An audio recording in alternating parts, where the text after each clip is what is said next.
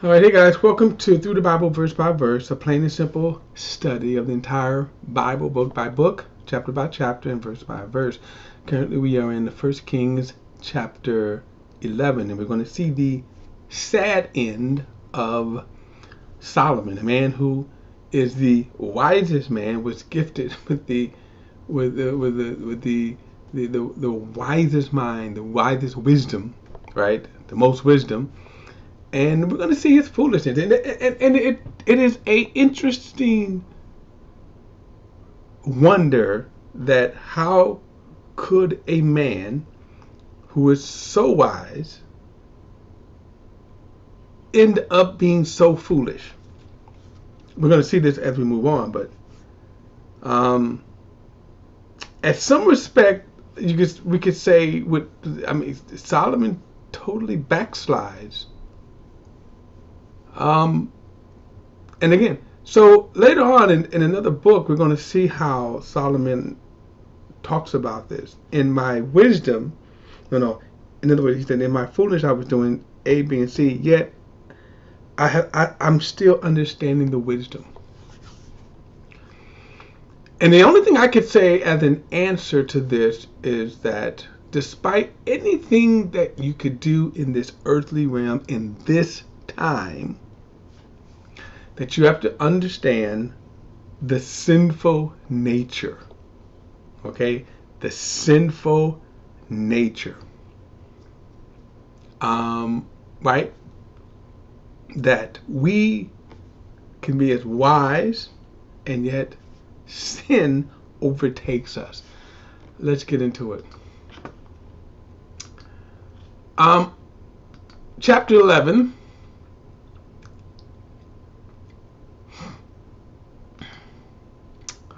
Okay, verse 1 says, Solomon loved many foreign women in addition to Pharaoh's daughter, Moabite, Amorite, Edomite, Sidon, and the Hittite women, from the nations that the Lord had told the Israelites about. Do not intermarry with them, and they must not intermarry with you, because they will turn you away from me to their gods. And Solomon was deeply attached to these women and loved them. Now, again, so sad, because so the biggest question, how could a man so wise fall for this? In other words, why wouldn't he have the wisdom to see? And by the way, this is love. We're talking about this is love. Solomon was into the ladies. Okay? Verse 3. And to me, the sinful nature. Okay. He had 700 wives who were princesses and 300 concubines, and they turned his heart away from the Lord.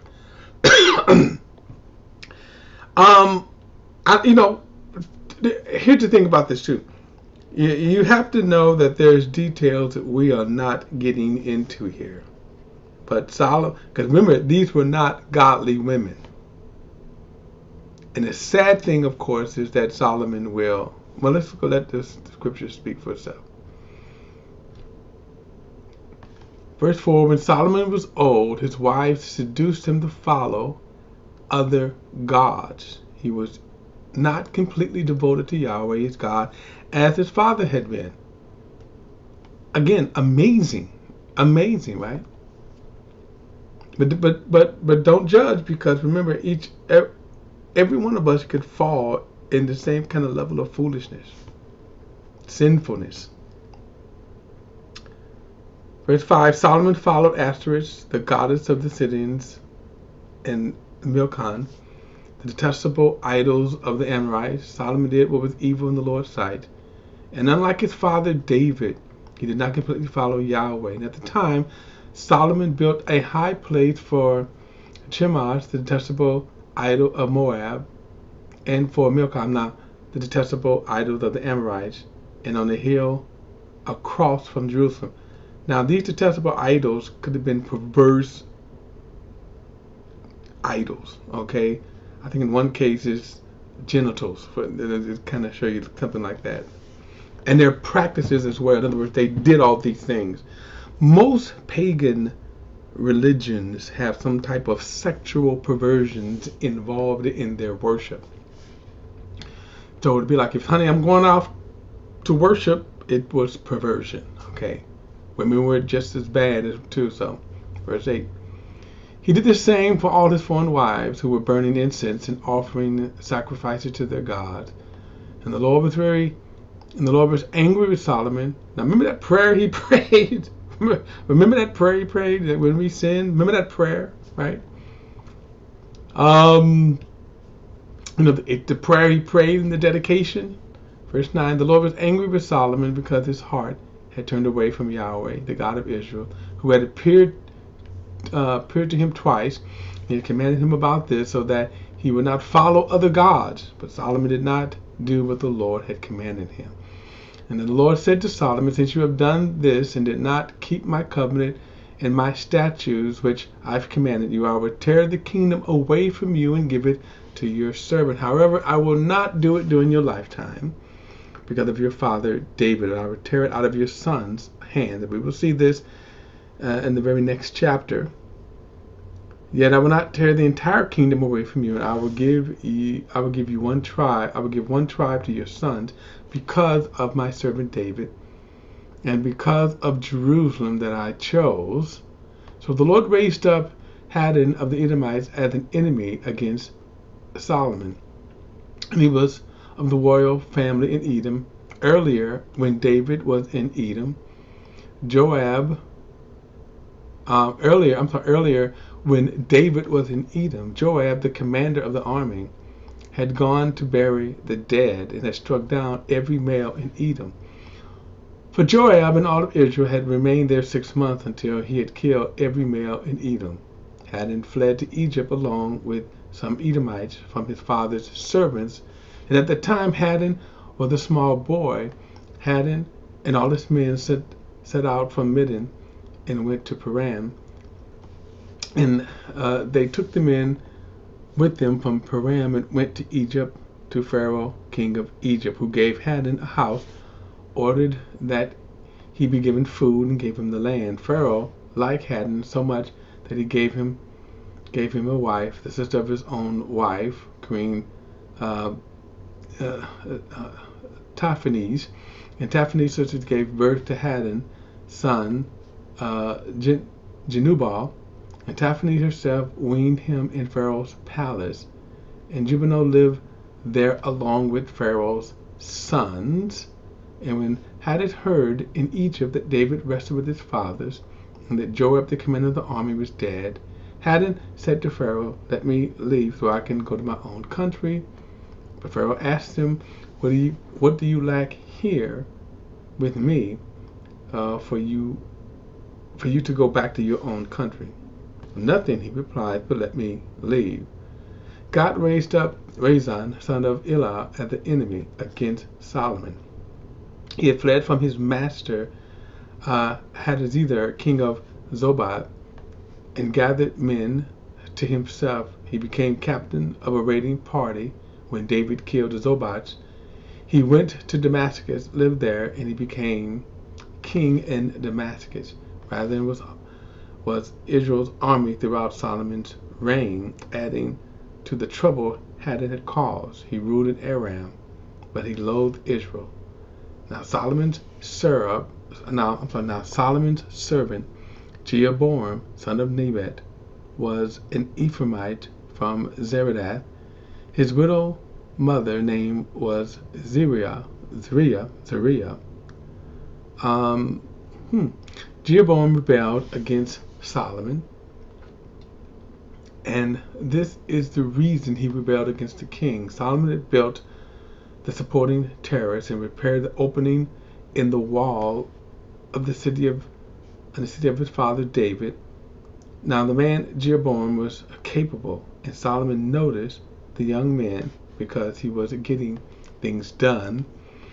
So he appointed him over the entire labor force of the house of Joseph. During the time, the prophet Ahijah,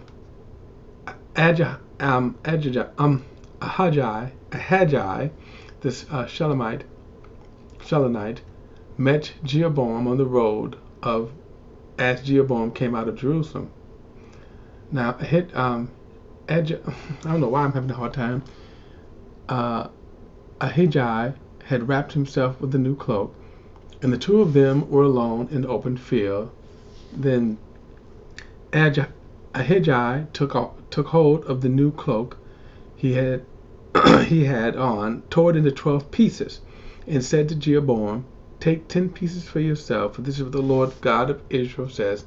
I'm about to tear the kingdom out of Solomon's hand, and I will give you 10 tribes. But one tribe will remain his because of my servant David, because of Jerusalem, the city I chose out of the tribes of Israel. For they have abandoned me. They have bowed the knee to Ashereth, the goddess of the Syrians, Shemash, the god of Moab, and Milcom, the god of the Amorites. They have not walked in my ways to do what is right in my eyes, and to carry out my statutes and my judgments as his father David did. However, I will not take the whole kingdom from his hand, but will let him be ruler all the days of his life because of my servant David, whom I chose, and who kept my commands and my statutes. I will take 10 tribes of the kingdom from his son's hands and give them to you, and I will give 1 tribe to his son, so that my servant David will always have a lamp before me in Jerusalem, the city I chose for myself to put my name there." Now, stop. So this prophecy we're going to see come to pass coming up in the next chapter. So the end of Solomon's life here is quite tragic to me because of his idolatry. He just fell into straight idolatry and pagan worship. The wisest man. This is okay. Now Jeroboam is not going to be much better, and we're going to see this going on later on with him. Okay, verse 37. "And I will appoint you, and you will reign as king over all you want, and you will be king over Israel. And after that, if you obey all I command you, walk in my ways, and do what is right,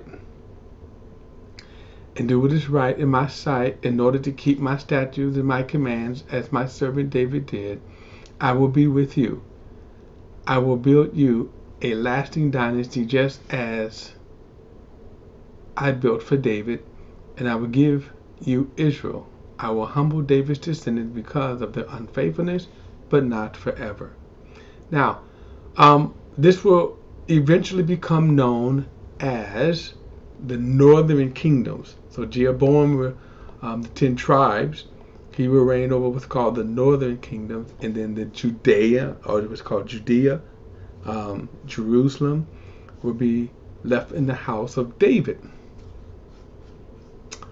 Now, this is here. So, therefore, verse 40, therefore Solomon tried to kill Jeroboam, and he fled to Egypt, and Shishak, king of Egypt, where he remained until Solomon's death. Now, again, we're going to come back to this, and we'll see 2 stories told, one from the Kings, and then also one from Chronicles, because the Chronicles would be from the kings of Judah, okay, which is the line of Jesus. This is why that's important.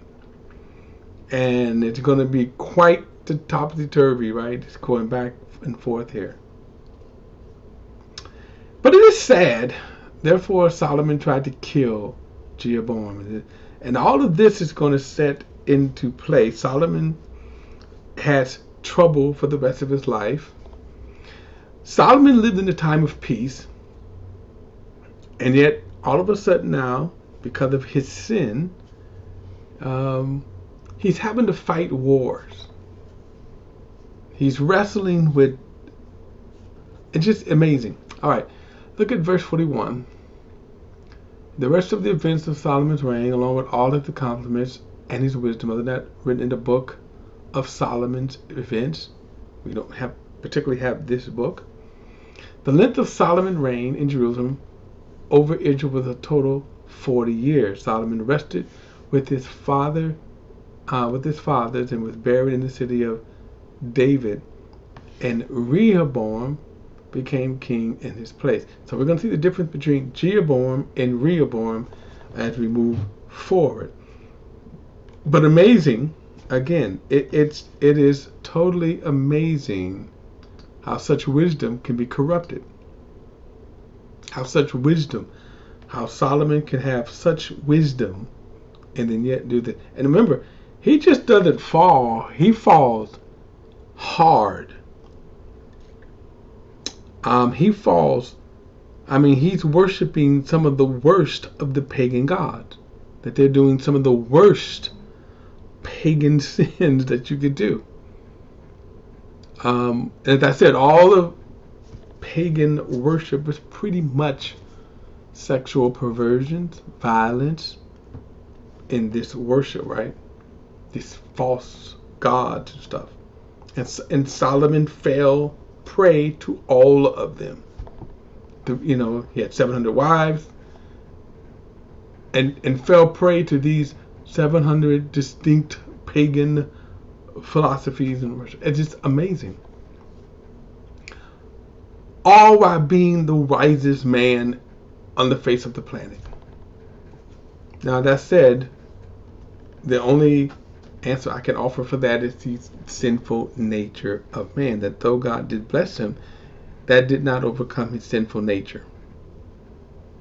Okay? That did not overcome his sinful nature. But it is a very interesting fall from grace, to say the least. Okay? A very interesting fall to grace. Alright guys, we'll pick it up and then moving on.